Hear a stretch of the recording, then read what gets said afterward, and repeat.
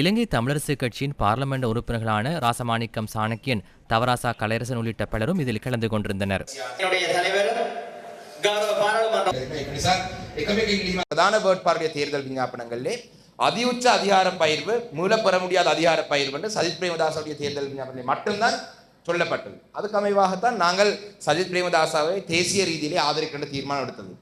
எங்களுடைய கல்முனை வடக்கு பிரதேச செயலகம் இந்த பிரதேச செயலகம் தொடர்பாக உங்களுடைய கரிசனை எடுத்து எங்களுடைய மக்களுக்கு அநீதி அளிக்காத வகையிலே கடந்த காலத்திலே நடந்தது போல நீங்கள் செயல்படுவீர்கள் என்ற நம்பிக்கையிலே இந்த பிரச்சனையை சமர்ப்பிக்கிறோம். அத்தோடு எங்களுடைய மாவட்டத்திலே மட்டக்களப்பு மாவட்டத்திலே மயிலத்தநாடு மாதவனை சம்பந்தமான மேய்ச்சல் தரைவிட பிரச்சனை, வாகரை சம்பந்தமாக இலுமினைட், அதே போல மீன் வளர்ப்பு திட்டம், இறால் வளர்ப்பு திட்டம், காணி அபகரிப்பு, ராணுவ முகாம்கள் சம்பந்தமான பல பிரச்சனை இருக்கின்றது.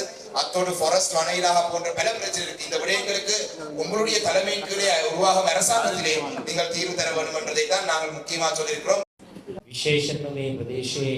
இந்த பிரதேச மக்கள் பல்வேறு பிரச்சினைகளை எதிர்நோக்குகின்றனர். குறிப்பாக மேய்ச்சல் தரை பிரச்சினை, அபிவிருத்தி பிரச்சினை, உயிர்த்த ஞாயிறு தாக்குதலை அடிப்படையாக கொண்ட பிரச்சினைகள், இவ்வாறான பல பிரச்சினைகளை நீங்கள் என்முன் கொண்டு வந்தீர்கள். அந்த அனைத்து பிரச்சினைகளுக்கும் வெளிப்படைத்தன்மையுடன் தீர்வுகளை பெற்றுக் கொடுப்பதற்கு நாம் நடவடிக்கை எடுப்போம். ஊழல்வாதிகளை தொடர்புபடுத்தாத தூய்மையான அரசாங்கம் ஒன்றை நாம் உருவாக்குவோம்.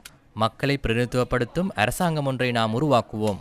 அம்பாறை மாவட்ட மக்கள் எதிர்நோக்கும் பிரச்சினைகள் தொடர்பில், குறிப்பாக கல்முனை தொடர்பிலான ஒரு கோவையை என்னிடம் வழங்கியுள்ளார்கள். அதனையும் நாம் ஆராய்ந்து நியாயத்தை பெற்றுக் கொடுப்பதற்கு நடவடிக்கை எடுப்போம். கிழக்கு மாகாணத்தில் வாழும் திருகோணமலை, அம்பாறை, மட்டக்களப்பு ஆகிய மாவட்ட மக்களின் வாழ்க்கை தரத்தை மேம்படுத்துவதற்கு நாம் நடவடிக்கை எடுப்போம். அதற்காக நாம் அர்ப்பணிப்புடன் செயற்படுவோம். எமது வெற்றியை நீங்கள் பாரிய வெற்றியாக மாற்றுங்கள். மட்டக்களப்பு மாவட்டத்திலேயே அதிகளவிலான உதாகமான கிராமங்களை நான் உருவாக்கியுள்ளேன்.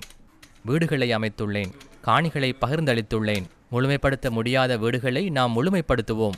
புதிதாகவும் வீடமைப்பு திட்டங்களை நாம் உருவாக்குவோம். இவ்வாறான பாரிய அபிவிருத்திகளை நாம் திட்டமிட்டுள்ளோம் என்பதனை நான் இங்கு கூறுகின்றேன்.